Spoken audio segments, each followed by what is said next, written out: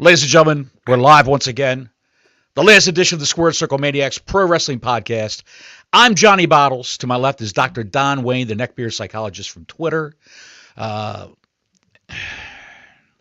edition of Dynamite, AEW Dynamite, All Elite Wrestling, is in the books. Were they all elite or were they stuck on repeat? I'm not quite sure, but we're going to break that down for you right now. Also, we're going to take a look at some wrestling news around the globe and some big moves from TNA. Big move for AEW Grand Slam we were just arguing about before we went on the air. And some possible candidates for the WWE Hall of Fame for this year. Don, what do you got first? I want to say hello to everybody. Thank you for joining the show. Like and subscribe. Hit that notifications button if you're first time here. We appreciate you all for coming into the room tonight. I watched Raw today, Bottles. I watched Raw today, and I got something I want to tell you because I do want to talk about Raw. I want to talk a little bit about it. Have you seen the Raw replay yet on Netflix, or are you still just doing the live deal? What was that? Okay, are you going to pay attention to the show, or are you going to be fucking around your keyboard? I saw it live, and I went back and rewound it and saw the last hour of it. Yes. Okay. I saw it both ways, Don. I liked it both ways, Don. All right. Here's what I want to say to you. Watching the replay, to me as a fan, is it's so much cleaner. It's a much better product, in my opinion. If you've got nothing to do on a Monday, I get why you'd watch it Raw, right? I got a lot of shit going on in my life. I can't always watch it Raw live. The replay of this thing was absolutely phenomenal. The commercials are gone. You're no longer hitting fast forward on it. You're no longer having to search when's this thing pick back up. That's what I'm saying. It was absolutely phenomenal. You would love this, Bottles. I know you and I talked earlier this week. You didn't particularly love this Raw. Do you want to know why I loved it so much? Because of the 25-minute promo with CM Punk and Seth Rollins. Well, that set the bar off. I thought that was great. We're going to talk about it in a minute. But no, it was the stuff that I wasn't overly interested in. I could just skip through and see who won. Okay, that looked interesting. Let me go back and rewind this and check it out. I really enjoyed this replay format of it. This is the first time I've watched it. I think you'll enjoy wrestling a whole lot more because you watch more than I do, pal. You just do. You're in the weeds on this, and I get why you're getting burnt out right now. I totally understand that. But we were talking earlier, for the past couple of weeks, I'm burnt out on professional wrestling. Burnt out. Just burnt out. When they give me the same old shit over and over again, I really get burnt out. And I thought this Raw was the same old bullshit over and over again. CM Punk and Seth Rollins. And Drew McIntyre. Oh, here comes Drew McIntyre. Who would have thought? Okay, go ahead. Here's Gunther. Here's Gunther again in a suit talking to Jey Uso again. Again. And what's the main event? Oh, it's Finn Balor versus that young up-and-comer, Damian Priest. Again. Okay, again. I hear you. The women's match, I know people in this chat room on this show, people who watch this show love to S all over women's wrestling. They love the crap on women's wrestling. The women's match was different. It was something new for a belt that they never had before. That suplex onto the floor hurt me watching that shit happen. That hurt. Yes. So I want to talk a little bit about it, but first I want to talk about the big news that hit today because we started this show last night talking about what we're going to talk about. It all came from the Neckbeards last Sunday coming unhinged after the Saturday Collision show happened, and then they announced the upcoming matches for the next Collision show, which even got them in more of an uproar because then they were all fighting with each other. Guys, we got to stick together. Screw that. Go get Tony Khan out of the channel. He's killing the show. Guys, we got to be one united unit. I'm tired of being a united unit. I want to freaking storm the castle. It was two different groups, and I'm watching this shit on Sunday. I couldn't believe what I was watching unfold. The AEW diehards, for the first time that I've seen, were fighting amongst themselves. They are going at it amongst themselves. When one of the biggest proponents of AEW in the IWC on Twitter, his name is Air. When that guy, I give him no credit. I ain't giving him no credit. When that guy's starting to turn on AEW, you know you're doing something wrong, Tony. You know you're doing something wrong. It's gone from Tony Khan smoking that New Japan pack, whatever that means, whatever the hell that means, to Tony, you got to take a seat, buddy. You got to go take a seat. You got to sit down, Tony. You got to go sit down. Somebody else has got to take over. It's just ridiculous. Though it's done. This is a dying. We've said it before. Every time you see this show, it's a dying promotion, and there's more and more signals out there that just back us up 100%. It's a dying promotion. A guy, Andrew Biala, was apologizing for the fact that they only sold 1,500 tickets. Well, let me tell you, when you have a stadium like that, an arena like I that, don't even want to talk about this guy. just not to have the obstructed seats and blah blah blah. They can't sell. These guys credit. They can't sell more than 1,500 tickets to an event, and in some cases, they can't sell more than 1,000 without giving tickets away, without printing a shitload of tickets and handing them out to people. Hey, buddy, I'm homeless. Here. Go inside. We'll buy you a hot sandwich. Go inside, get a slice of pizza on us. It's nice and warm in there. You sit there for 4 hours. Just stay awake. Don't do the lean. Don't shoot up and lean forward in your seat. Well, this is where it gets worse. It's dying, Don. It's dying. I don't think it's dying. It's just not a good product. It's not going to die until Tony Khan runs out of money. That's when it will die. And he's not going to run out of money.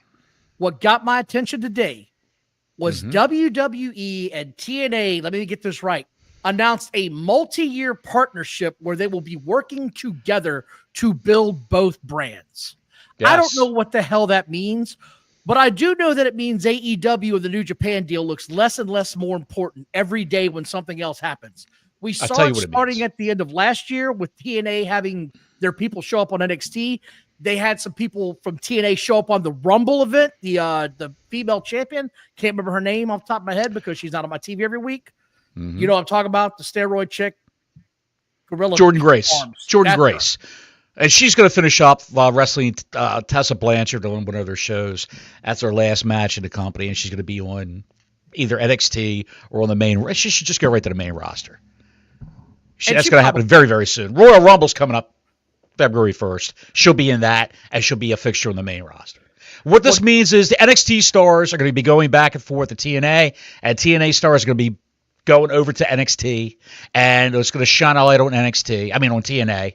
The CW is drawing record ratings. What was it, Don, for Tuesday's show? 779? Like 779, I think.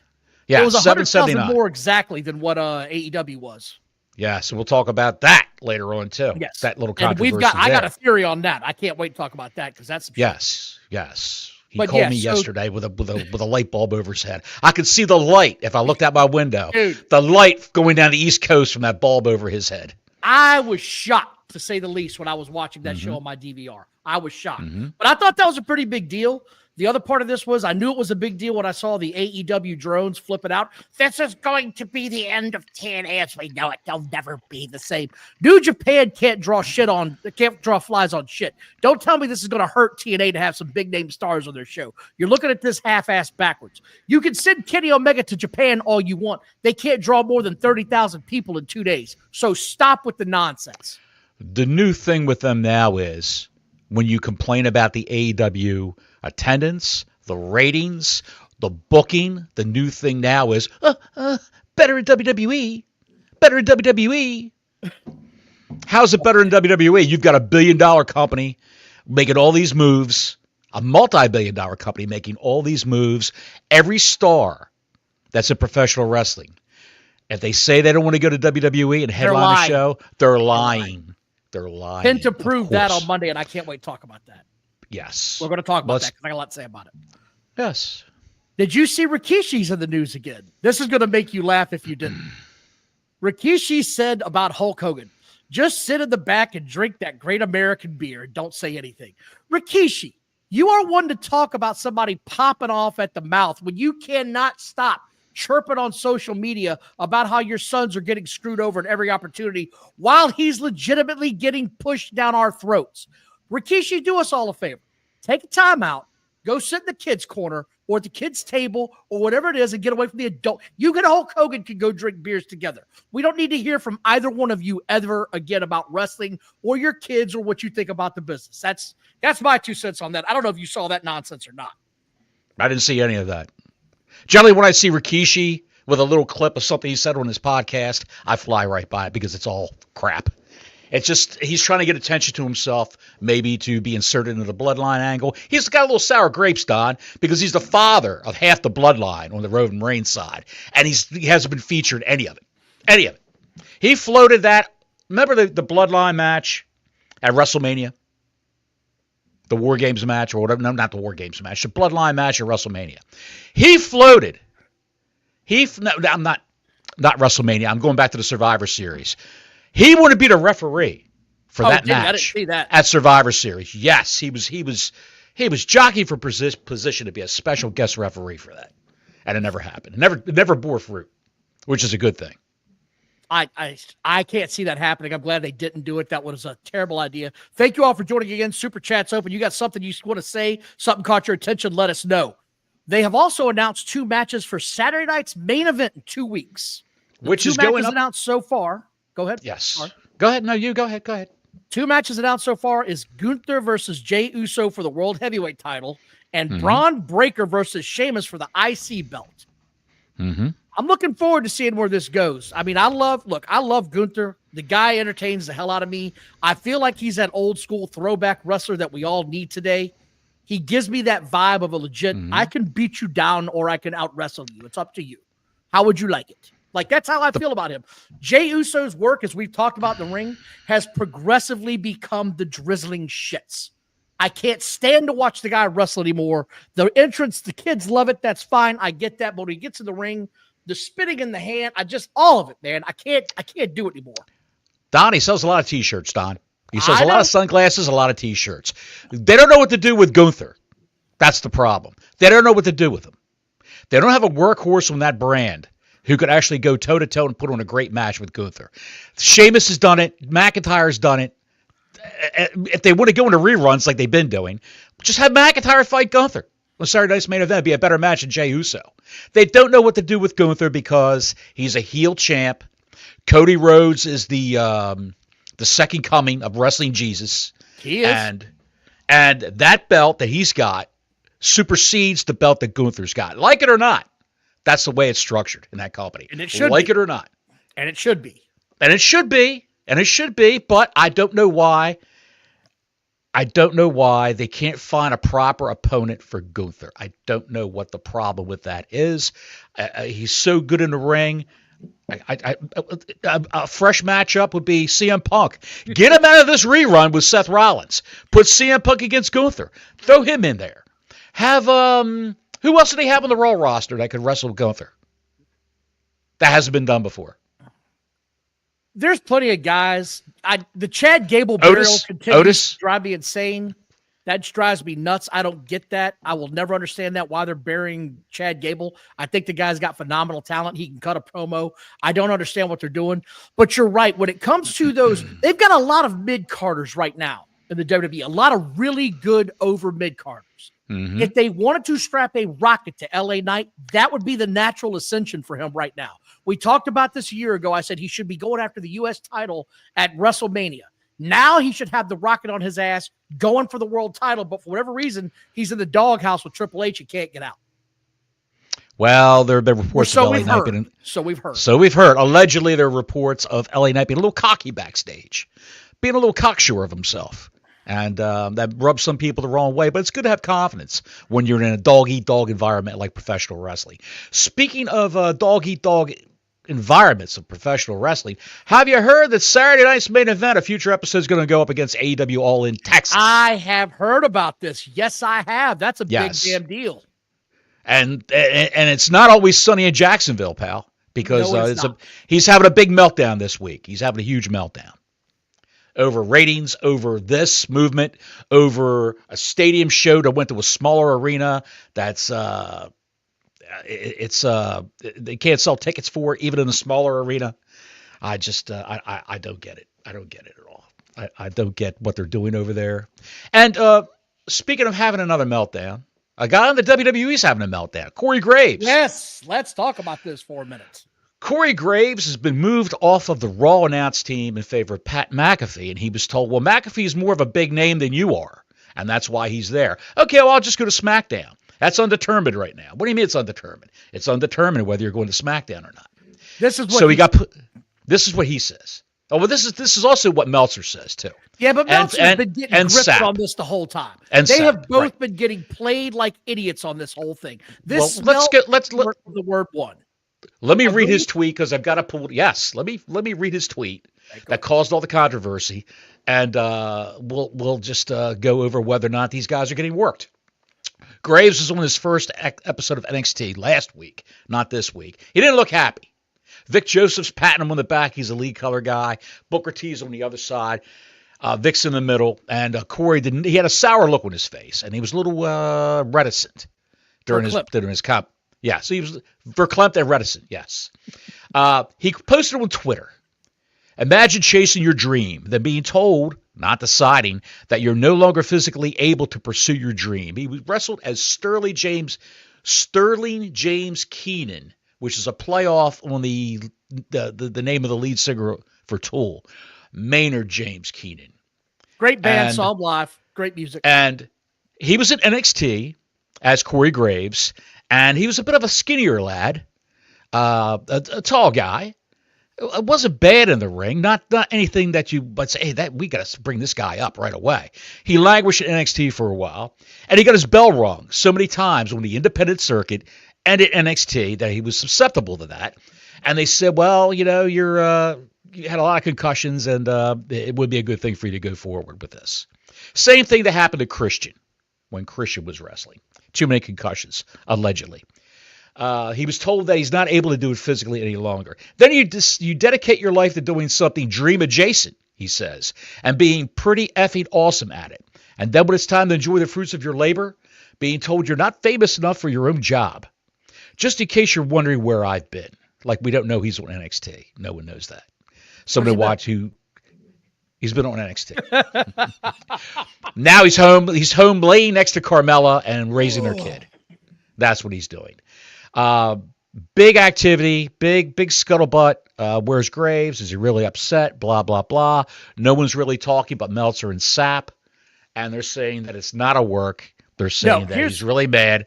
And Mike Johnson from PW Insider didn't say whether it's a work or a shoot. He said, Corey Graves, this is Tuesday, Corey Graves has been seen going through the airport in Orlando to fly home. He's not going to be at NXT this week, and he wasn't. He was not on NXT this past Tuesday night. This smells like a work from the word go, because Dave Meltzer did a ping pong back and forth saying it's a work. A Ricochet? No, it's not. It's serious. Yeah, he was literally ping ponging back and forth. He didn't know what the hell was going on. Every time I see this kind of stuff, it tells me that they don't know shit about the WWE anymore. No one's feeding them anything anymore. There is a tight-lipped service going around. If you tell them shit, you will be fired.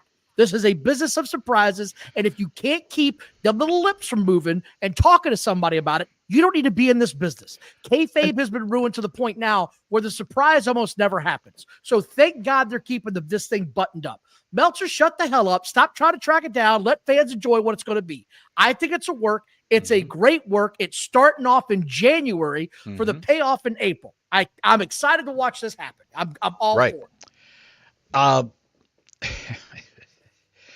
McAfee is known to have matches at WrestleMania. Yeah. Would you agree? Surprise matches. Yeah, he's surprised. He does it once a year, and it's never really, it's out of nowhere. It sort of happens. It's a big deal. And he's not going to be on Monday Night Raw this week. I don't know if you saw this or not, because this is what the storyline is. McAfee will not be on Raw this week because of the issues going on with Graves, is what they're saying. In reality, he's going to be at the college football playoff championship game. That's why he's really not going to be on. So I enjoy it for what it is. So they've had no physical interaction, but they're working a little bit behind the scenes for the smart fans. And then you're actually going to see, mark my words, you're going to see, if he's really going to be at the college game day for that. Yeah. I wouldn't be surprised if they had Corey Graves come in. I wouldn't either. And push McAfee. Get a little, have a little kerfluffle. Then they extend it over to Raw, where Corey Graves he appears live on Netflix. Maybe not on the ESPN show, but on McAfee's show itself. I could see that happening. That could happen. Don't be surprised, fans, if it does happen. But this is going to lead to a match between Graves and McAfee. That's what's going to happen. He's been cleared. Corey Graves has been having all sorts of once Mark's here spotted at an airport, they go nuts. Yes. You're right, Mark. John, they do, man. Once they see somebody at an airport, they go insane. Just completely come unhinged. And I don't know if you guys, there was a time in my life where I used to travel every Monday. I would travel all over the country Monday morning, and then I'd come back Friday morning. I saw Drew McIntyre. I don't know if I've told this story on here or not, but I'm leaving for the airport. They had a pay-per-view at the time for some sort of a show in Richmond, Virginia. So it might have been Tuesday morning I was flying out. Just long story short. Right. I look over, and Drew McIntyre sitting there in sweatpants and a wife beater. And I noticed him. I was like, shit, that's Drew McIntyre. And I sort of looked over and was like, pointed at him like, you're Drew. And he was like, just gave me the nod. It was, okay, that's cool. I saw Drew McIntyre in an airport, and I moved about my business, right? The people I can't stand are when you see these guys in the airport and you lose your shit and come unglued and come running up to them. Just give them a friendly wave and move about your day. Just, hey, man, that's cool. I like the guys with a shopping bag full of belts and action figures. Can you sign these for me? Those people are the dirt worst, man. There's no place. There's a special place in hell for them. John, thank you very much for the $1.99 super chat. I agree with you. They do no crazy. So I'm looking forward to see where this goes. Looking forward to see where it goes. Are you ready to talk about Raw now, Bottles? Let's see if I got anything pertaining to Raw besides the Corey Graves thing. I got a big thing pertaining to Raw.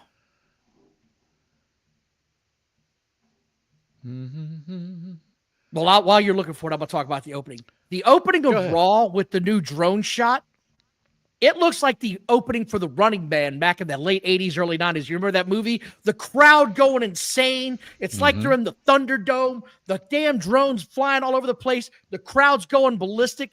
It is one of the coolest opening shots they've ever done. I am so happy that they have a new production crew. They've got a new everything going on. It's such a cool ass shot to watch, man. I got hyped within the first 2 minutes of watching that. It's one of the coolest looks ever. Brother Fluff says Pat is a surprise entrant to the Royal Rumble. Graves dumps him out from behind. Bro, I hope that does not happen. There's 2 guys I don't want to see in the Royal Rumble, and those are 2 of them. Please don't let that happen. Thank you for the super chat. You couldn't see Graves doing commentary, and McAfee's up against the ropes, and Graves runs up on the apron of the ring and grabs McAfee by the neck and pulls him over the top rope. I would hope that doesn't happen because you don't need that. It's not needed. You know what I mean? They've got enough male wrestlers. They got enough guys at NXT that can come up instead of having McAfee in there. It's time to start making some upper echelon stars, in my opinion. The lower echelon's been going on, and the mid-card's been going on too long. You've got guys there that it's time to call them up and make them big champions or make them bigger names. That's just my opinion. But I thought the opening drone shot was cool. What'd you think about it? I loved it. I loved it when Sammy came out with that drone shot. Just floating through and going all around the ring, and he's looking up at it while he's on the top turnbuckle doing his pose. It was great. It adds a big fight feel to the show. It does. Yes. It's almost like I said. It's like a movie feel. It's like a gladiator feel. It's cinema, Don. Like the kids say. It is. So CM Punk pulls up in the truck and gets out, and I don't know if you heard the San Jose crowd or not. They were insane when CM Punk came out. They were going nuts. The crowd was into this. CM Punk was cutting a great promo. I thought it was really cool when he said, I look up and I see that WrestleMania sign, and that's where I'm destined to go. You guys can't see it, but I can see it. I thought that was great. Everything he was saying was good. And then Seth Rollins' music hit. And I thought we were over Seth Rollins. He thought we were over Seth Rollins. And the part that made me pop was he's talking to the microphone where it's cut off from everybody outside as far as the loudspeakers, but you can hear him go, why can't it be Rhea Ripley just one time that interrupts I heard you. Yes. You know what, Don? I don't understand why they've got all this talent that's at NXT. Why don't you have 1 or 2 of these guys move up for some fresh matchups? Why don't they? I don't understand this. It's like Vince McMahonisms right now. It's the same old bullshit being rinsed and repeated. Wouldn't you love to see Punk take on somebody different? You couldn't have said that any better about the Royal Rumble. The Warrior JWR says, Don Bottles, do you think there will be any surprise entrance in the Royal Rumble? Or who do you think? Yes. I think Femi is going to be a surprise entrant. I think Trick Williams is going to be a surprise entrant. He's done. He's done in NXT. He's done it all. What? Yeah, okay. He's done it all in NXT. Yes, he needs to move up. They got to bring him up. They got Obafemi down there, and that guy is enormous. He is. I think John Henry is going to be in the Royal Rumble. Joe Hendry. Sorry, Joe Hendry. Yes, sorry, Joe. John Hendry. Yes, John Hendry's going to be there. Big guy with the axe. Yes. With that Spanish guy, Milton Mascaras. Yes. Mil Mascaras. Bill. Yes. As we call him in the States. Bill Mascaris. Yes, I forgot his name. Yes. And the Those are Italian three. luchador. The Italian luchador. Al Dente. Yes. They'll Those have are the him in three there. surprise entrants I got. What do you got for me? You got anybody outside of those three? Hendry's he's definitely gonna be in there. I think he will be. I think Moose, the TNA champion, Moose will be in there. I don't think you're going to see Moose. You know why? Why's that?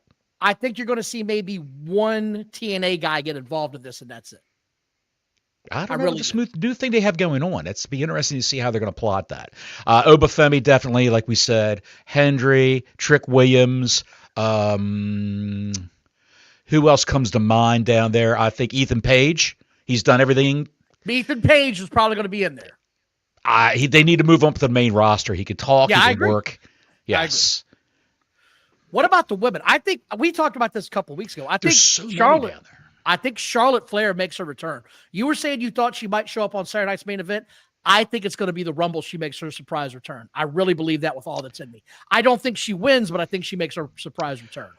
They're already putting shots out on Twitter of Charlotte at the Performance Center training. The most recent one I saw was with the NXT trainer, Norman Smiley, was working out with her. The great Norman Becky Smiley. Lynch. Yes. Warrior put in some Becky money. Lynch. Thank you for the super chat. But yeah, good call, Warrior. Becky's been surprisingly absent considering this NXT breakout. I've actually, sorry, not NXT, but the Netflix breakout. I really thought I'd see her by now, but yeah. But back to Raw real quick. Seth Rollins comes out. Punk asks, why can't it be real? Like I said, this goes back and forth. Seth says he's going to win the Rumble. Out comes Drew McIntyre. And Drew McIntyre, I thought, made the most sense in all of this. He said, you two guys are exactly alike and you can't see it. And meanwhile, we got Roman Reigns playing chess and you guys playing checkers. And none of you can see it. Again, I like Drew McIntyre inserting himself in other storylines. It gives you a little, hey, what could that be the next? What the hell's up with that? I got a big kick out of that. I really did. What did you think about that? I know you weren't enthralled with the three guys that were involved in it because we've seen it again, but I like where Drew took this. He came out, top of the ramp, said what he had to say, and he was gone. And the segment, I believe, was over after that, if I'm not mistaken. Yeah. And then we got to what everybody came to see. Chad Gable versus Penta. And Penta is in the ring just he looked like he had never seen this many people before in his life. Right. He looked shocked, like, wow, you guys do this every Monday? This is crazy. Like, he legitimately looked like, wow, I'm impressed. I'm so glad I was here. You and I were not exactly huge fans of Penta and AEW, and here's why. I'm still not. You might not be. I wouldn't give anybody a fair shot when they move from one company to the other, right? I gave Ricochet a fair shot. We're going to talk about that later, right? We're going to talk about it. He was off to a slow start. He's gained momentum. But I want to talk about this because Penta did something in this match I never see anybody do in AEW for a particularly long time, especially the luchadors. Selling. He sold.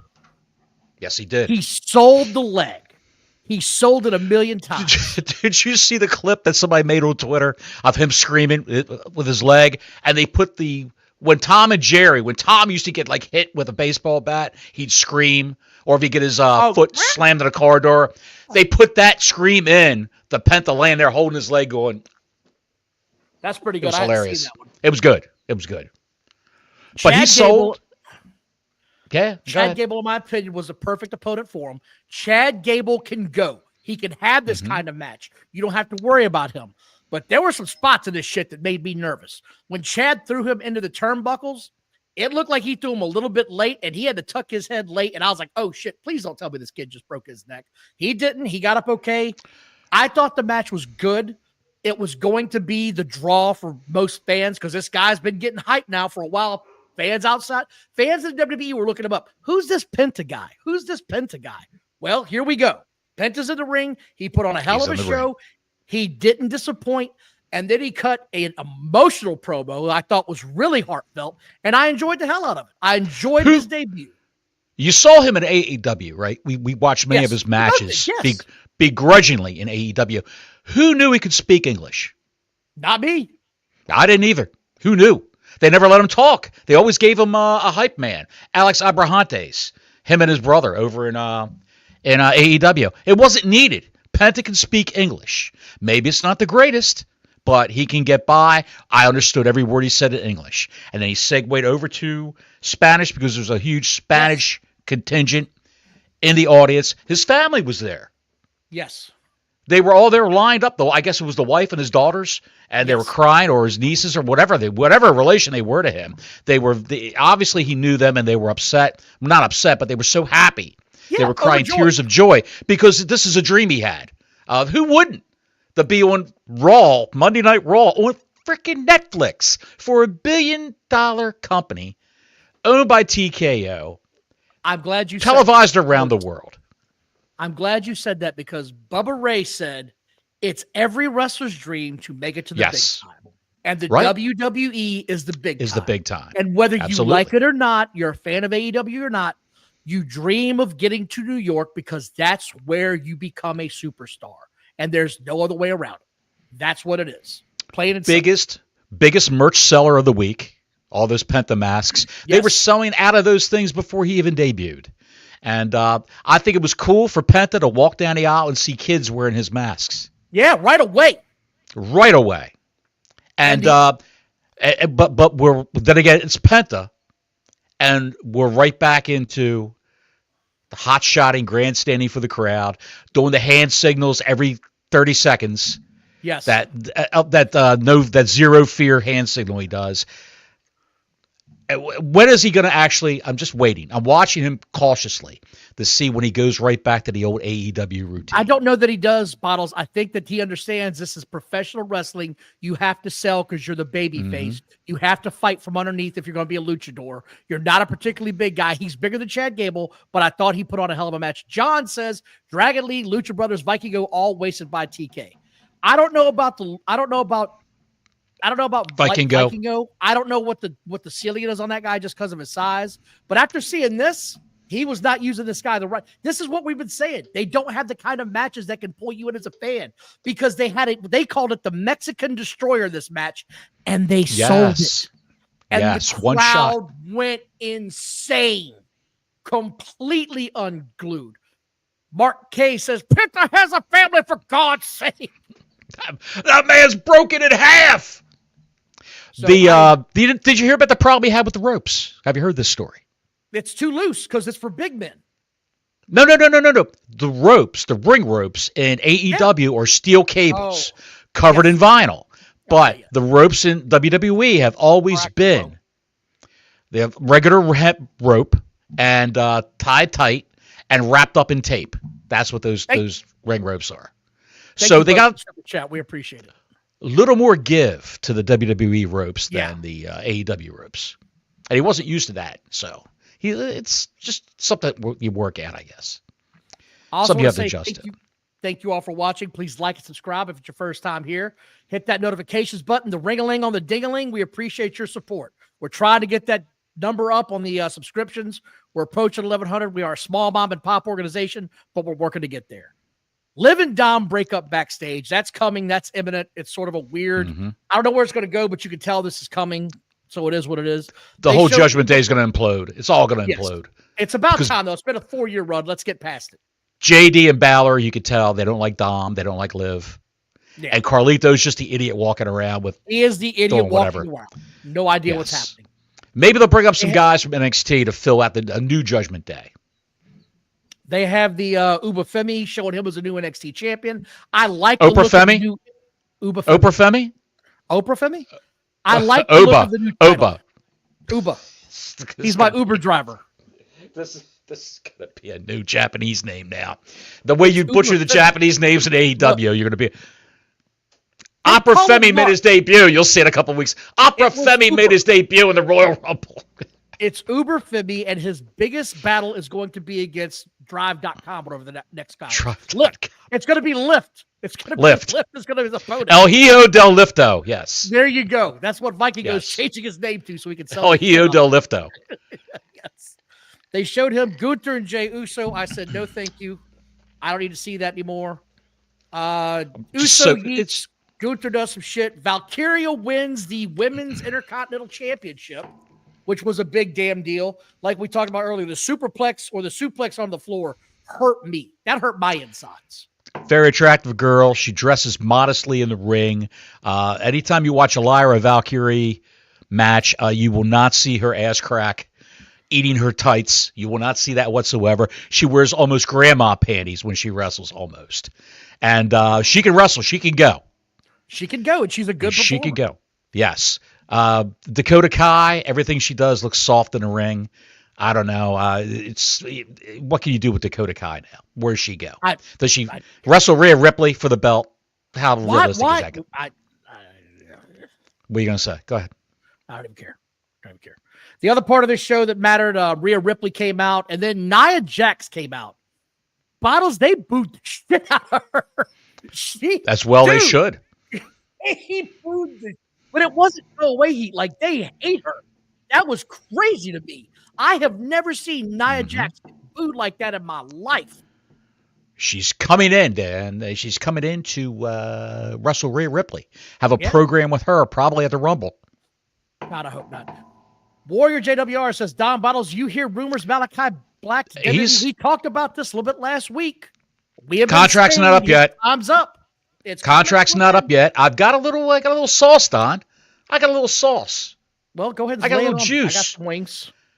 I got a little juice. Malachi Black. I got some wings, baby. Malachi Black's contract is up in February, and Tony Khan was going to add on all this injury time for Malachi Black. And the rumor going around is Malachi Black got his agent involved, who got a hold of a lawyer, and they were going to sue Tony Khan and make it public that he was going to add all this injury time onto his contract, which they felt was not just. Egregious, very egregious. So he's done. He's just sitting home right now. They're not using him for anything, and they're just going to let the clock tick out and look for him. I wouldn't say he's going to be on the Royal Rumble, but I will say he'll be on their Mania plans, because backstage they think he's a big star. He was always a fan favorite of Triple H. Triple H liked Malachi Black. I shouldn't have said fan favorite. And they've got big plans for Malachi when he comes in. I wouldn't rule out an Undertaker-type presentation. Can I go ahead and say my piece on this? Personally, to give Pablo his shout-out. How do you guys feel about wrestlers in the audience that looks kind of stupid? They should have them on commentary to get them over. Here was my thing. I didn't have a problem with Bayley being in there because it was Nia Jax and Rhea Ripley's spot, and it's Bayley's hometown. So she was there as a spectator. I got that. I thought it was it was weird. Don't get me wrong. I didn't think it was stupid, so to speak. I just thought it was weird. Like, what the hell? Where'd Bayley come from? They're like, oh, Bayley's from here. So it set up the story on why she was there, right? It wasn't just she was randomly sitting in the crowd. It was she's from here. She's not on tonight's show. She wanted to come watch the event. So I appreciated that they actually explained why she wasn't on commentary. I didn't mind that. Thank you very much, Pablo. Glad you're out here tonight, pal. Hope you're doing well. Bayley was on NXT this week, too. Going up against the former champ. Yes. Had a bit of business after the show went off the air. It was on social media. But, yeah. Anyway, just to wrap a bow on this thing real quick.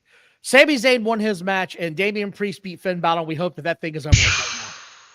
Because that was a car wreck. Here's all the shit we can throw at them at one time. The suplex, whatever it was, the move off the entranceway onto the tables, that was a hell of a spot. I thought that was cool. Other than that, I'm just tired of this storyline. Put it to bed. Let's move on to something else. Yes, they really need to. They really need to. Speaking of needing to move on, AEW was on January 15th edition. They did 679,000 viewers. NXT did 779 or 769,000 viewers. So close. If it wasn't 100 grand, it was almost 100 grand more. Let me ask you this before we move off of ratings. What do you account on for the big jump in the ratings? Usually they're right around. Okay. Usually they're right around 590, 600,000, and they jumped up 79,000 viewers. Now, so I noticed this. I noticed this last night. I'm DVRing this show on TBS. I've never DVR'd this show on HBO Max. Not once ever have I done it on HBO Max Sports. That's a channel feature that you have on YouTube TV. What they have done, in my opinion, to boost the ratings is this thing is getting recorded on my Max feed. And when I'm watching it and when I catch up to live, I then have to jump to the TBS feed. I'm not saying that they're double counting, but it sure as hell feels like they're dipping from the same honeypot to get the same number. With YouTube TV, which him and I both have,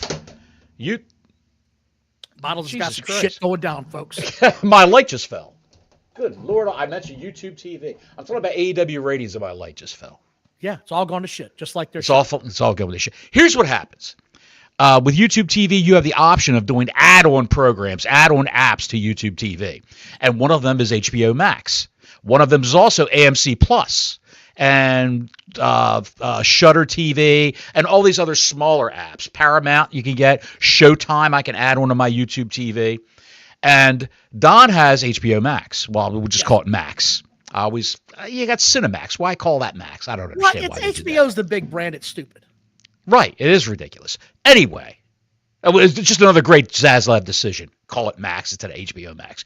But anyway, Don's HBO Max is tied in with YouTube TV. So when you record your YouTube TV version of, like you said, AEW Dynamite, yes. He sent a screenshot to me of the Max loading screen, program starting in 5 minutes or something like that. It's been like this for 5 minutes. It took 5 minutes for that to come off. And I started recording this. It starts recording no different time, 8 o'clock exactly. So I'm sitting there looking at it like, this doesn't look right. Bottles a week ago told me he had picture, or 2 weeks ago said he had picture-in-picture. I never had picture-in-picture. I had full-blown commercials. Right. And then I started noticing, I was like, wait a minute. I went to no overrun. No overrun of the Big Bang Theory. Not of the Big Bang Theory. Not at all of the Big Bang Theory. I had about 2 minutes of the Big Bang Theory last night. So I said, what the hell is going on here?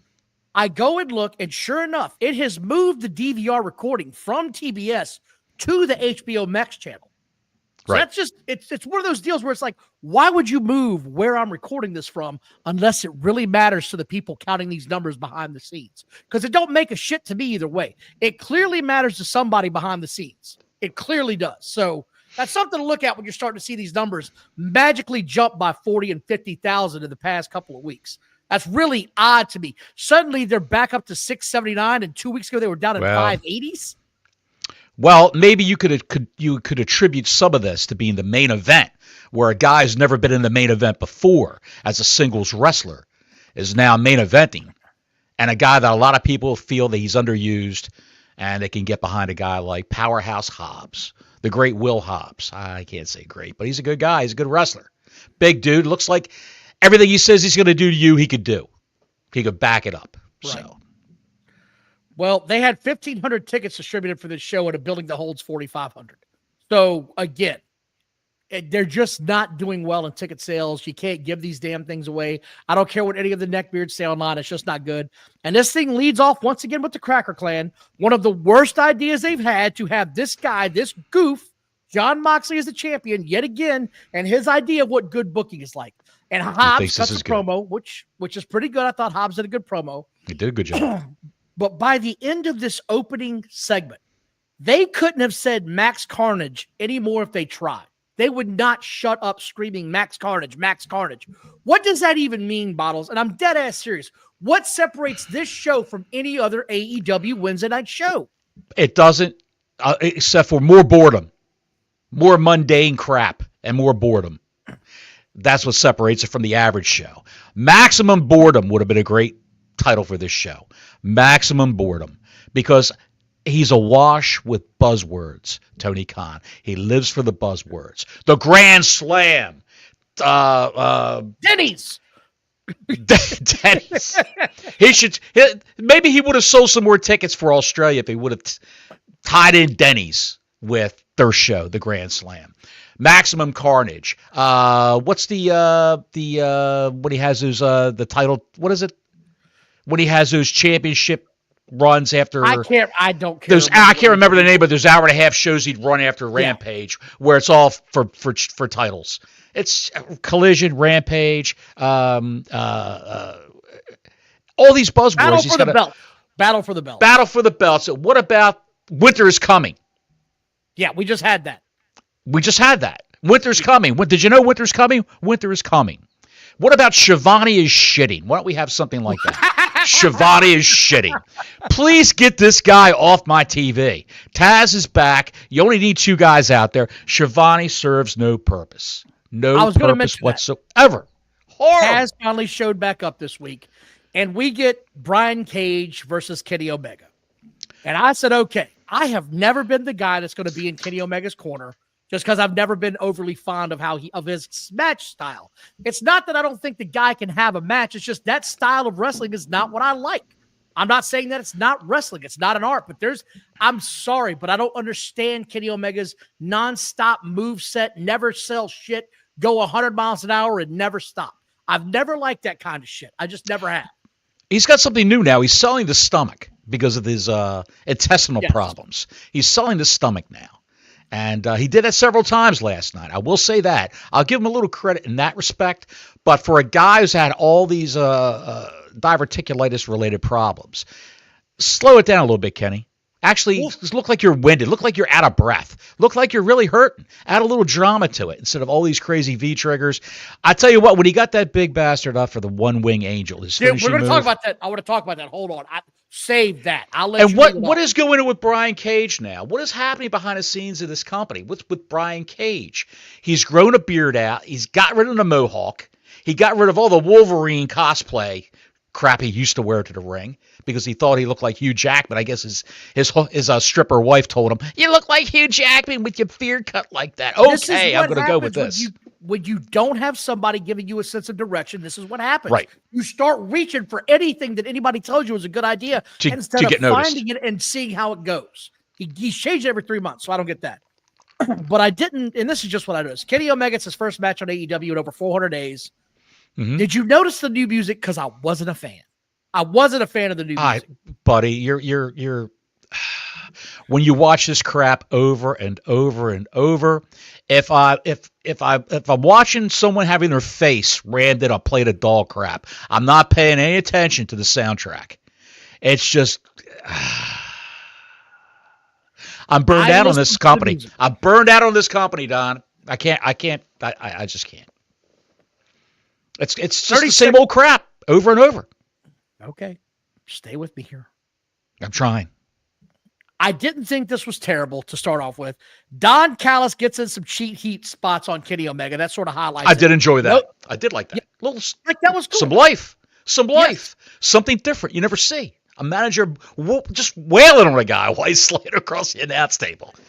I noticed in this match, though, which is something that Kenny was selling a lot in this match. Mm-hmm. A lot in this match, as he should be, because he looks like a minuscule child compared to Brian Cage, who has got more steroids at him than the Barbarian. He's just jacked to the gills. So it made sense from that standpoint. I didn't hate it until it got to the end, and then they couldn't help themselves.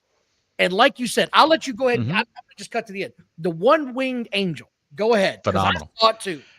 He got him up in the air, and I said, "There's no way he's gonna fall. He's gonna hurt." Say phenomenal. Is that what you said? I thought it was great that he could lift him up in the air like that. Wow. You and I saw something totally different. You need to rewatch this. He starts to drop him. He starts to drop him, and Cage grabs the rope and had to slingshot himself back up off the rope so he could get him up for that move. I understand that. Kenny Omega's ass. I thought it was great that he actually got him up, even with the help of Cage, and dropped him like that in the one-winged angel. When I saw that, as big as that guy is, as big as that man is, then do something else. You're not going to see the Undertaker try to choke slam Andre the Giant or tombstone him. He found other ways to make it work. I'm just looking for a little nugget of goodness in this show, and it's hard to find, buddy. The slightest glimmer of anything is interesting. Okay. Like Callis beating up Kenny Omega on the announce table. The whole thing with the sequence with the one-wing angel. Well, here you go, because Kyle a little Fletcher, glimmer of something. And then all this crap happened, yes.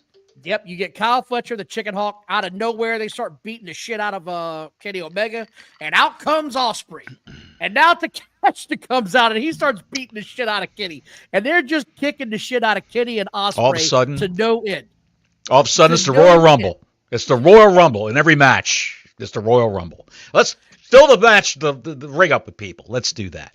Let's do that. We've never done that before. We've never had a bunch of people come out and beat on the baby face. This is what got my attention. Kenny Omega and Ospreay are left in the ring looking at each other. just for like a minute. They just left them on camera just staring at each other. Kenny kept punching the ring. And in the background, I could hear Careless Whisper being sung in the audience. I swear it was one of those moments. I was like, this is dumb as shit. That's all that's missing from this. Mark K says, Don, how dare you accuse the Barbarian of using PEDs? I'm sending Warlord to your house for wrestling re-education. Yeah. I can hear it now. I can hear it now. Yeah, is Don Wayne here? No. What? No. Dad, there's a big DoorDash guy at the front door. He's looking for you. He's bald with a beard. And I don't know. I'm going to ask you again. Thank you again, Mark K, for the $5 super chat. We appreciate you. Thank you for watching and subscribing. Hit that notifications button. Super chat is open. Did you notice, was it just me or did you hear the Nitro music playing over the speakers at this show? Because I swear that's what I thought I heard. You're having flashbacks to Nitro of 2002. I'm telling you, dude, I heard this over the speakers of the show. If I had Brian Cage on my roster, you know how I'd open the show? I'd have Callis hold a cast iron pan and have Cage piss in it to see if it would eat through the cast iron. That's how I would open the show. That would be more interesting than that entire match that I saw. And with the follow-up, with the big schmaz at the end, with all those guys running out. You got to have the guys running out and filling the ring up and beating down the baby face at least 4 times a night, or it's not AEW. It's the same old bullshit over and over again. Okay, all right. I'm going to try to pick you up here because the Hurt People segment is next, and MVP said he's going to get in the ring. So I was actually genuinely excited about that. I really was. I was like, oh, shit, MVP's going to get the ring. Yeah, obviously it does take a lot to get you excited if you said, MVP's coming back in the ring. We're watching the same show, right? We're watching the same show. Who could get excited about MVP being in the ring? He's done. He's done. I could have cut glass with my nipples. That's how excited I was.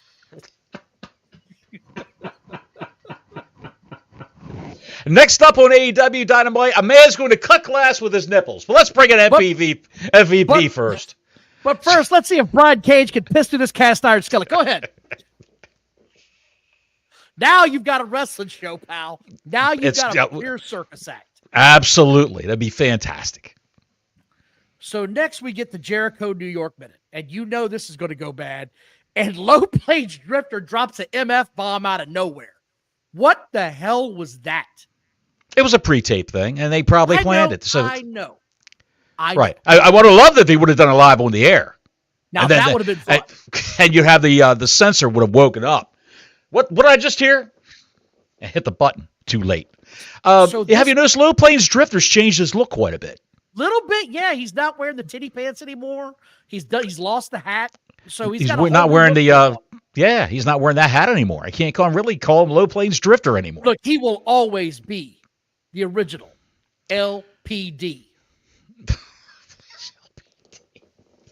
That's my guy. Louisville Police Department. Exactly. Yes. Low Plains Drifter. And the Redwood. Don't forget about the Redwood. I know, the big Redwood that just stands there like a big Cass. Stand there like Captain Dipshit on the SS I'm going down. I don't understand why Tony Khan wouldn't throw 5 bags of money at Enzo Amore and have him come back and pair him up with Cass. Well, Big Bill. I know why. You know why. We both know why. That guy's a head case. Right. This McMahon was like, God damn it, pal. You got to get out of here. You're a nut. I got to go shit on her head real quick. That guy's saying you got mental problems. You know you're screwed up. Anyway, this is what I want to bring up to on this whole thing.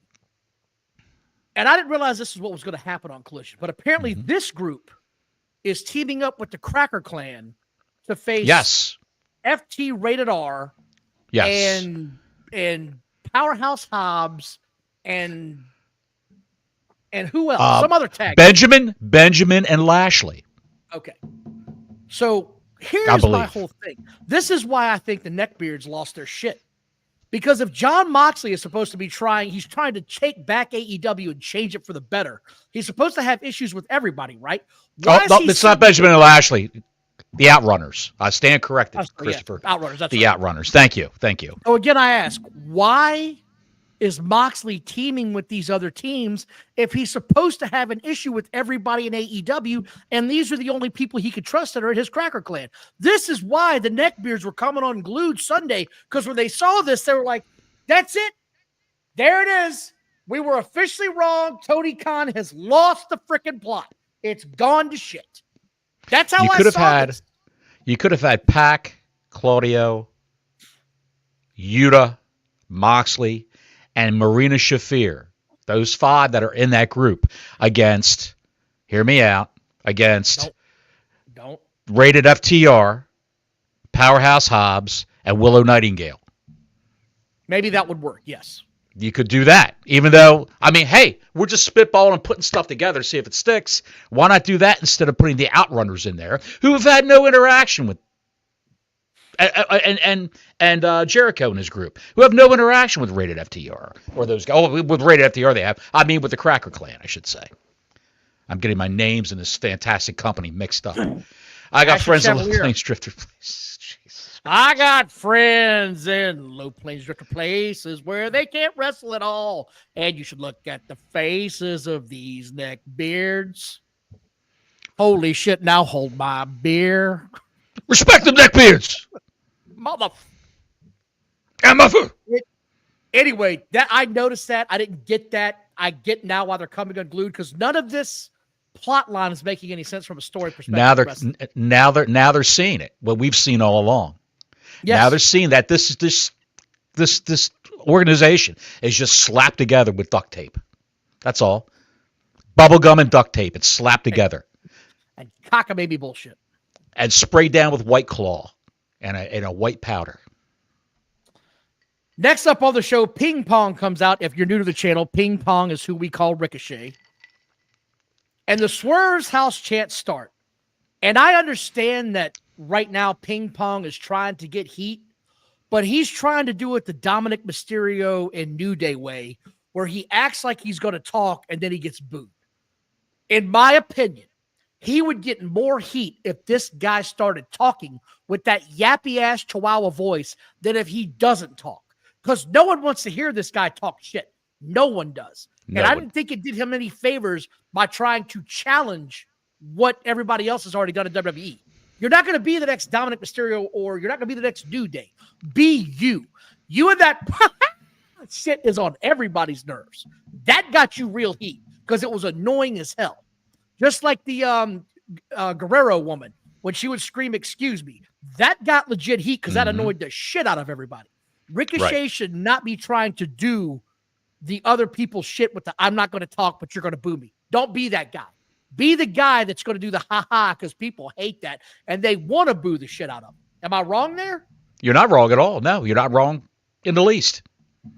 But whatever they're doing with him is better than what they did with him when he first came in. Agreed. I agree 100%. Yes. He's at least heading in the right trajectory. He looks like Andrew Tate's mentally challenged little brother. That's what he looks like. Well, if Andrew Tate did have a mentally challenged little brother. Well, speaking of which, here comes Swerve. Prince Nana with the chair and whacks the shit out of Ricochet in the back with it. And I was like, all right, didn't see that coming. So, at least I was surprised by this, right? And he sold with this whole angle. He sold the back crack for what seemed like 5 minutes. Oh, and then Nana danced around him. This is a guy who is in fear for his life from some of these wrestlers. He's chose to dance around Ricochet. And then Swerve meanders out. Right, like that's the other part. There was no urgency in Swerve to come out and kick his ass after he just literally scissored you in the head the week prior and made you bleed all over the place. I felt like there should have been some more oomph in how he was coming to the ring. He should have ran to the ring, swung that chain like Bruiser Brody, and tried to wrap it around that guy's neck. But Ricochet saw it coming, jumped out of the ring, and ran out the back door. Yeah. Out the snow. Chicken shit heel. I don't mind it. It's about time.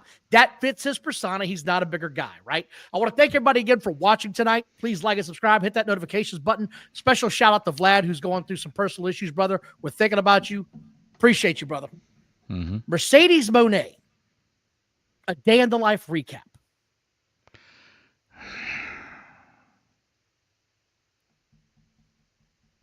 This is your girl. I mean, you tell me what this was supposed to be. This was documenting her trip to New York City to appear on the Sherry Shepherd Talk Show. The Sherry Shepherd Talk Show, which has probably less viewers than AEW Dynamite.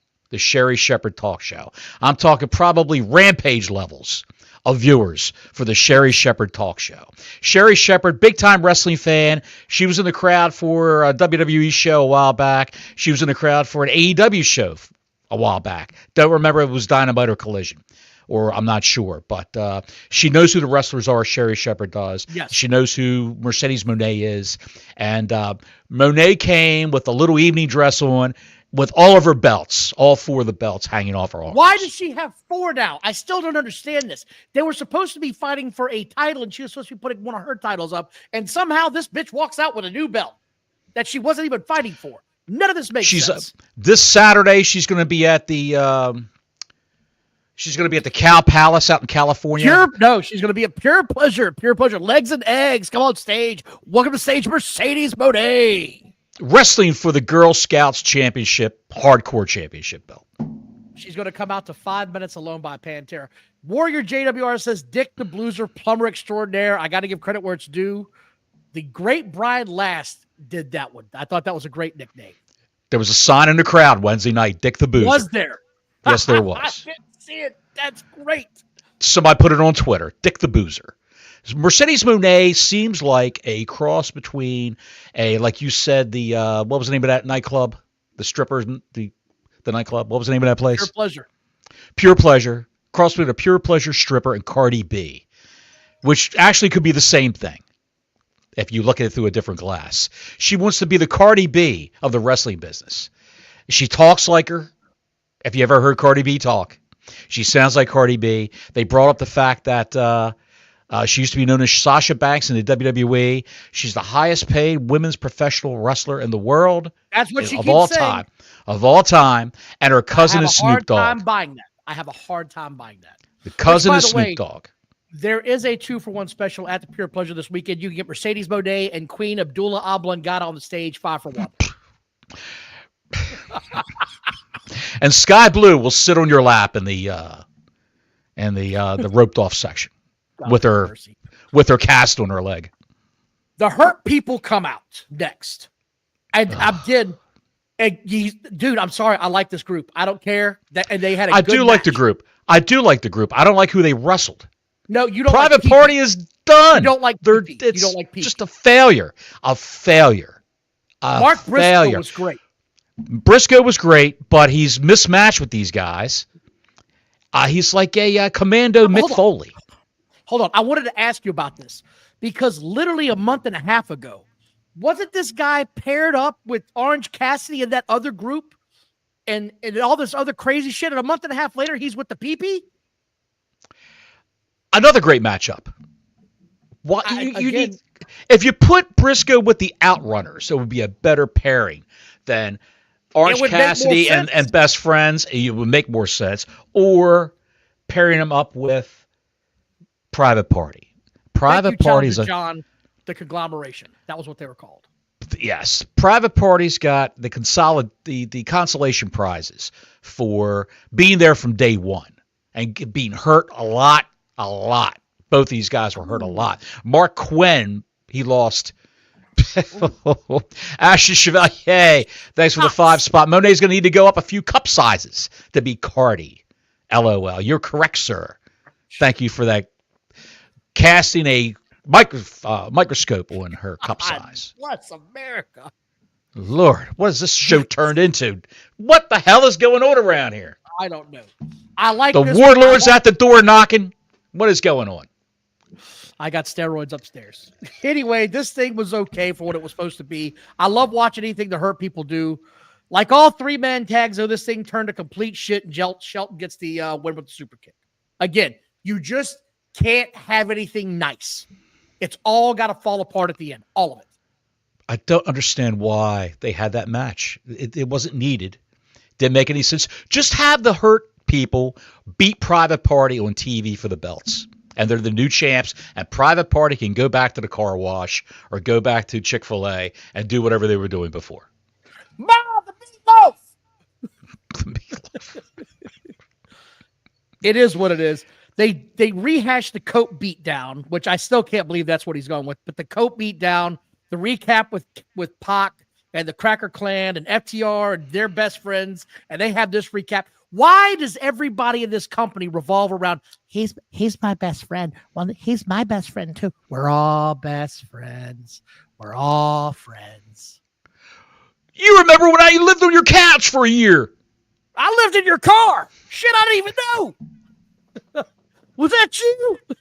It's just ridiculous. I was sleeping and peeing in your car for 6 months. Damn, I thought that was a raccoon. The best friend shit, it gets out of hand. It's awful. It's awful. But I will say that Dax Harwood and Edge are legit neighbors in North Carolina. Mark A gave some money. I gotta throw this up there. He slept on my couch, for God's sake. His back's broken in half. That raccoon had a family.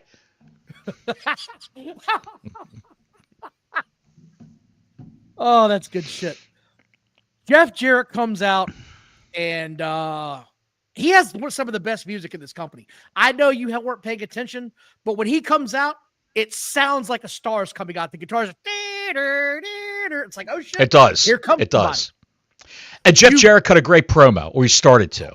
And going back and forth here, yes. Jeff Jarrett looks like Jeff Jarrett's arms are as big as Daniel Garcia's thighs. Jeff Jarrett is jacked.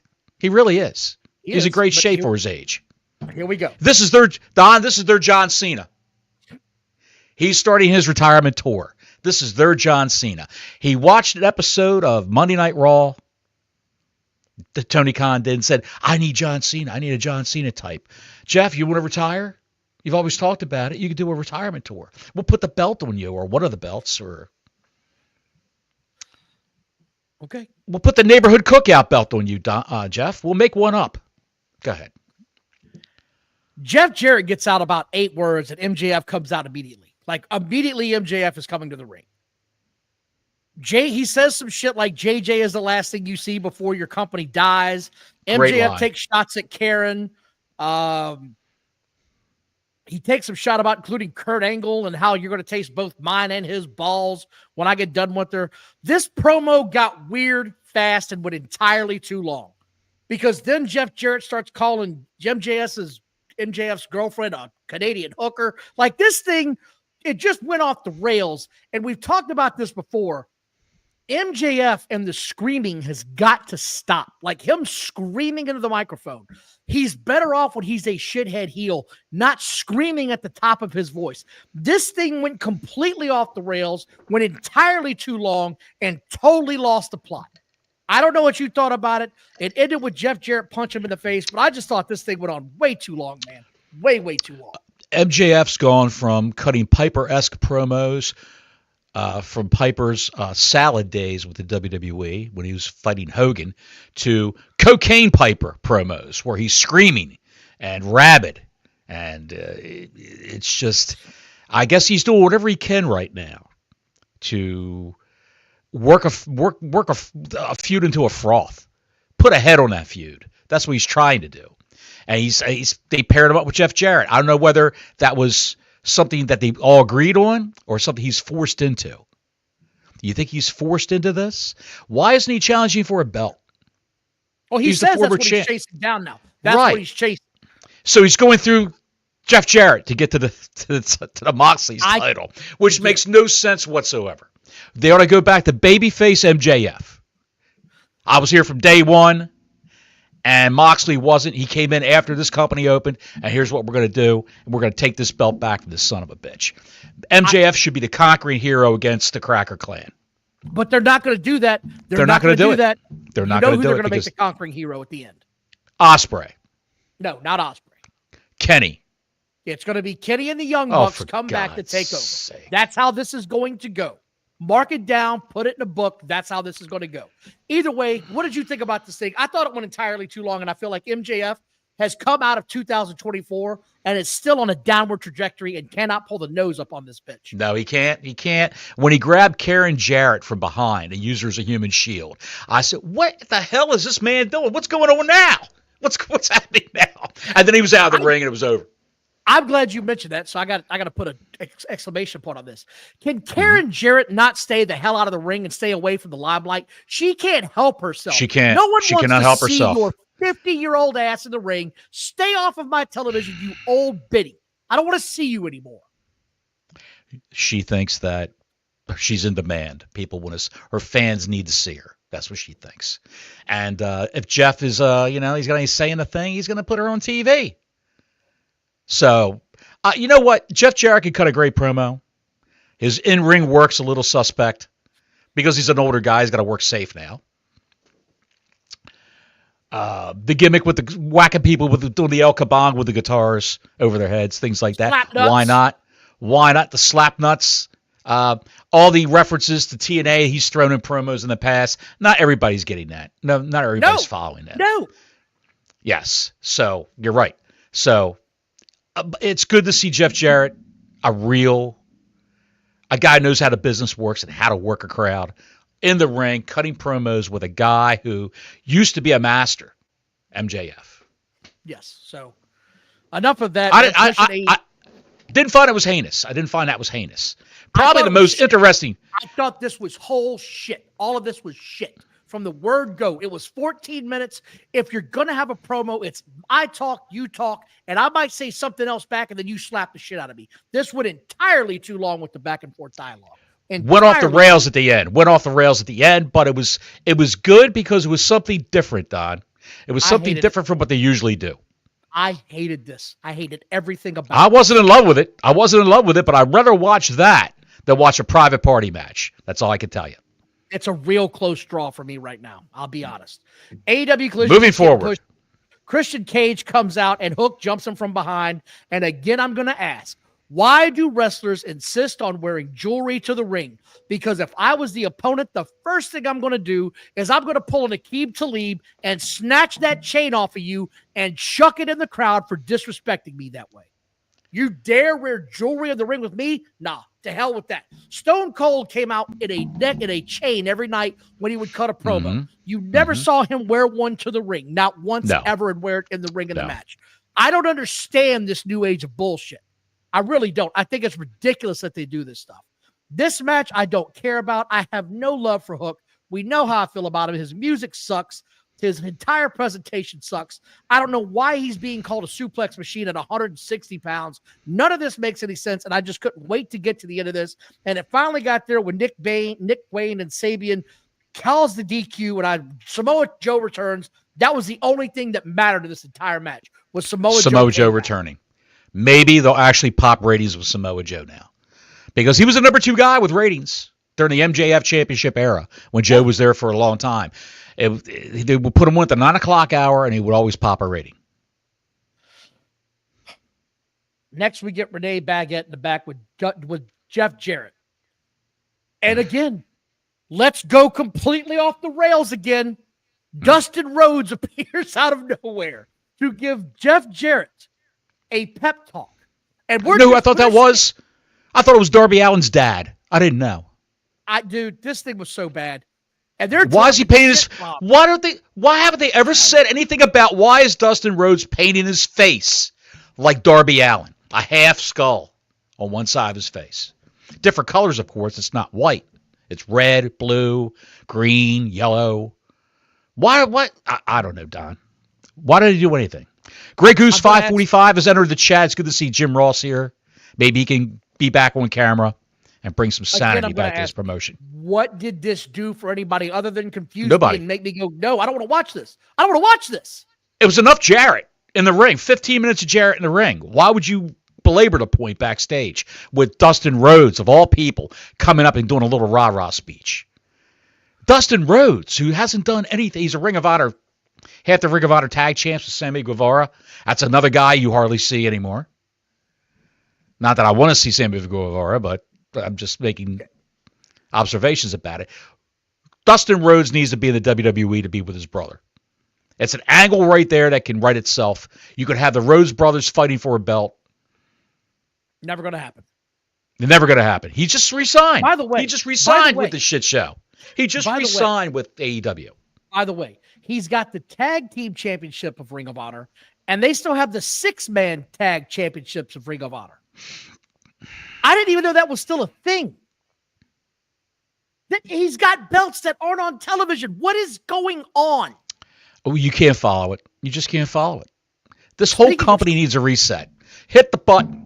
Reset the whole company. Speaking of shit that needs a reset, then we hit the women's casino battle royal, and I'm like, I don't even give a shit. This is the fast forward button. I don't care. I just do not care. Get on me for not liking this all you want because it's women, but I'm not watching these chicks go at it for 30 minutes. I'm sorry. In this match, I'm just not. And you knew who was going to win? Knew who was going to win.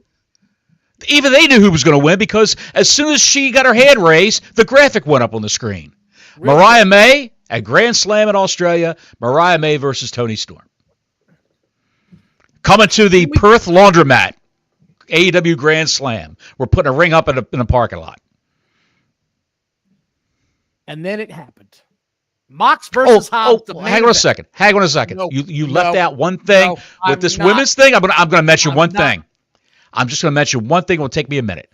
They brought in Megan Bain, who is this chick. Okay. Another Camille, basically, on the Indies. Megan Bain has debuted for AEW after being signed for over a year and not put on television.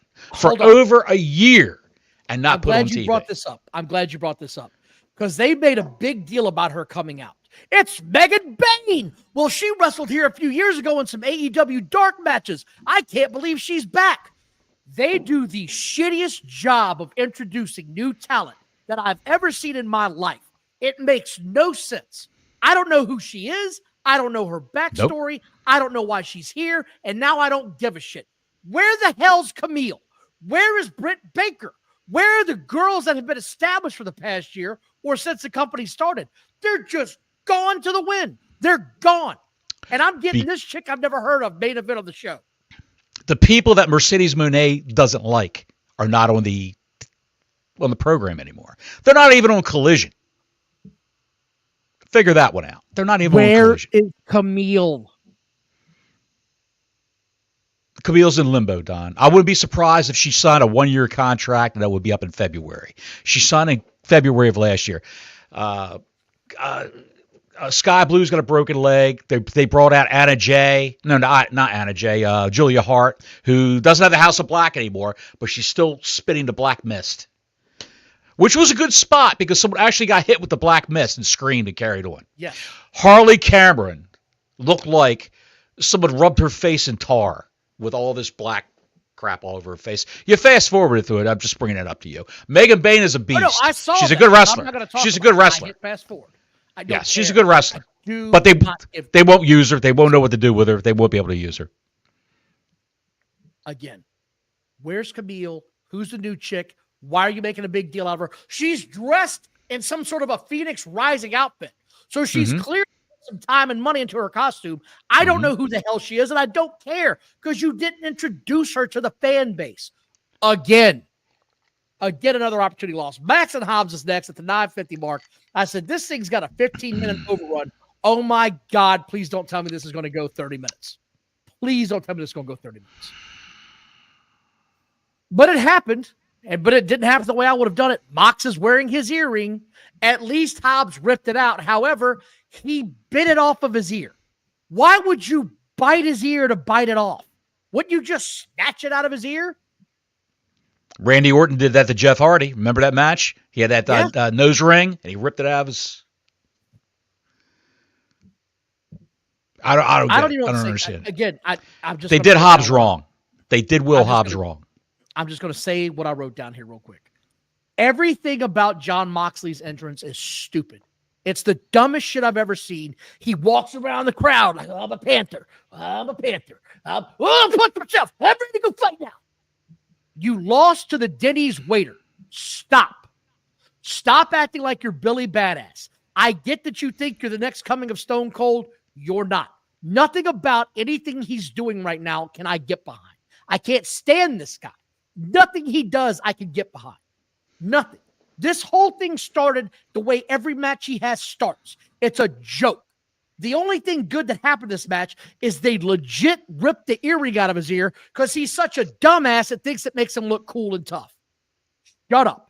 Go away. I don't care if I never see this guy wrestle again. Of course, Hobbs doesn't win, and the beatdown happens, and they start kicking his ass after the match, and I timed it. For 1 minute and 7 seconds, they kicked the shit out of him before Rated FTR said, we should probably go help. Doesn't Hobbs have any other friends there who could come out and help him? The whole locker room should have emptied out. These guys, the Death Riders, Cracker Clan, Plumbing Company, whatever you want to call them, they say they want to destroy AEW and take it apart. And Moxley said he'll destroy the title before he lets anyone else take it from him. Why wouldn't the entire locker room roll out and just beat the hell? No, but instead we got Chris Jericho teaming with him Saturday. What they should have done is they should have had Rated FTR wrestle Private Party and Mark Briscoe, and they should have had the Hurt Syndicate come out and lay waste to the Death Riders and grab that belt out of the briefcase and say, like I've said on several editions of this isn't your company either, and held the belt up over their head and dropped it on Moxley's chest. That's what they should have done, to push a match between Lashley and Moxley. That's where you should go. That's the money match, Lashley and Moxley, with the other two guys backing up Lashley against the Death Riders. I mean, if you're trying to do something with these two camps that makes sense, do it that way. Why not? I see what you're saying. I don't think it makes sense. I don't think it's a good idea, but at least it will get them off my TV with this bullshit because I'm over it. It's been months. I'm over it too. Going nowhere. I'm over it too, but this faction, Moxley's faction, obviously is not going anywhere. So why not try to turn chicken shit into chicken salad and have the Hurt Syndicate come out and help Hobbs and put Hobbs in the Hurt Syndicate as a Wheeler Yuta kind of guy, where he follows him around and is he in officially? We don't know yet. He's got to prove himself, blah, blah, blah. Pair Hobbs with those guys. Why not? Why not do something? Go ahead.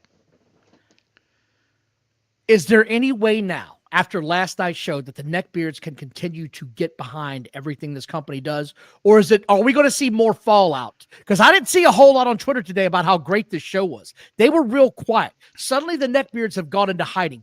Is it finally time that they're recognizing this is getting worse, it's not getting better? Or are they going to see the 679 number and go, see, we're going up? Because they always tell you that the ratings don't matter until the ratings go up. And now it's going to be probably, well, our ratings are going up because it's getting better. It's not getting better. It's not getting better. I'm telling you, I really feel like there's a double count of the numbers. My DVR told me the story last night. I'm recording it live on TBS, but it's also recording on Max. So don't tell me you're not double dipping on that shit. You can't tell me 179,000 new viewers tuned in to see Will Hobbs face John Moxley. They've got a 500,000 person core audience, and that's it. And the extras you get are WWE fans that want to see what's going on the other channel, just like they would watch TNA and whatever. But look, here's the problem with this company. You can look at the card. They put it on Twitter now, which is a good thing. So you can at least know what garbage is coming up that you could avoid. Brian Cage versus Kenny Omega. Well, Kenny Omega's going to win that match. Fast forward. MJF, we'll hear from him. We'll hear from Jeff Jarrett. Oh, they're going to do a promo again. Okay, we'll fast forward through that. Next match, Private Party and the Mick Foley Briscoe. They're going to take on the Hurt Syndicate. Well, we know who's winning that match. Private Party, two of those guys weigh as much as Bobby Lashley by himself. Have they ever had a tag team in this company that looks as weak and feckless as this team? The PP looks like they are just paper champions. They are title holders in name only.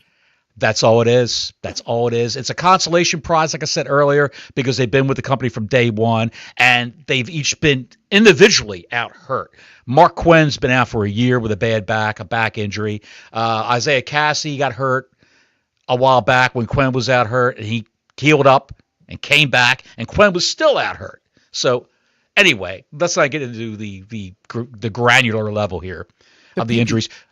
The women's casino gauntlet match, or whatever you want to call that shit fest. Hey, they could have announced Megan Bain was going to be there. Maybe they would have drew 10 more viewers. I don't know. Tony Storm is going to win that match. Of course they know what's going to be. An Australian wrestler versus was Tony Storm, what, New Zealand? Is that where she's from? Or is she from Australia also? Somewhere over there. She might live in Australia. Anyway, hey, why not? Tony Storm's going to win that match. The main event. Is there anybody out there who actually thought Powerhouse Hobbs was going to win the belt from Jon Moxley? No. Of course not. No. Of course not. So you don't make that match the same old bullshit where the guy who fights Moxley gets beat down. Beat down by the Cracker Clan. You don't make this. You don't keep doing the same thing over and over again. Have somebody like the Hurt Syndicate come out and back up Hobbs and help him out and make a statement where Moxley's finally, those guys are all beat up. Moxley's on his back in the middle of the ring bleeding because the guys who came out to protect Hobbs beat their asses. Why not do something different? But it's the same thing over and over and over and over and over and over again. It's total, it's maximum boredom is what it is. If I would have thought of that last night before we thought of the name of this show, I would have called it AEW Maximum Boredom on the thumbnail. And you couldn't have faulted me on that because this show was just a snoozerama. That's why I said when MJF and Jeff Jarrett were going at it, at least it was something a little bit different. Him grabbing Karen Jarrett as a human shield, bringing up Owen Hart, bringing up Kurt Angle's balls. Easy on the desk, pal. Easy on the desk. Easy. Fired up, pal. I'm fired up. We've been doing this for an hour and 26 minutes. And on that note, I want to thank everybody for watching. I hope you all have a good evening. Please like and subscribe. Hit that notifications button. Is it still Thursday? Until next week, Gordon Soley saying so long from the Sunshine State.